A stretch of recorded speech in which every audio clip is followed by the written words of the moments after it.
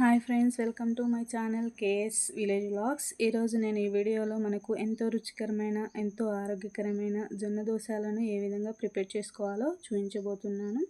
దీనికోసం మనం ముందుగా ఒక 3 కప్పుల జొన్నలని ఒక బౌల్లో తీసుకోవాలి. అదేవిధంగా 1 కప్పు మినపప్పును తీసుకోవాలి. 3 కప్పుల జొన్నలు అయితే 1 కప్పు మినపప్పును తీసుకోవాలండి. మినపప్పు మరియు జొన్నలను వేరు బౌళ్ళలో తీసుకోవాలి. ఇలా తీసుకున్న మినపప్పు మరియు జొన్నలను బాగా నానబెట్టుకోవాలి. నైట్ నానబెట్టుకొని ఉదయాన్నే వీటిని బాగా శుభ్రంగా కడుక్కొని మిక్సీలో వేసుకొని మిక్సీ పట్టుకోవాలి.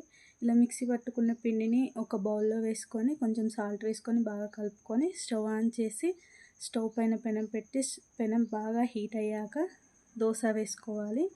ఇలా వేసుకున్న దోశ అనేది బాగా కాలాలి. బాగా కాలిన తర్వాత దాన్ని టర్న్ చేసుకోవాలి దోశని. ఈ దోశలోకి మనం పల్లి చట్నీ కానీ, కొబ్బరి చట్నీ కానీ, టమాటా చట్నీ కానీ ఏ చట్నీ వేసుకొని తిన్నా చాలా టేస్టీగా ఉంటాయండి. దోశలు చాలా హెల్దీ కూడా, పిల్లలు చాలా ఇష్టపడి తింటారు. ఈ వీడియోని మీకు నచ్చిందని అనుకుంటున్నాను. వీడియో కనుక మీకు నచ్చినట్టయితే లైక్ చేయండి, షేర్ చేయండి, సబ్స్క్రైబ్ చేసుకోండి. Thank you for watching.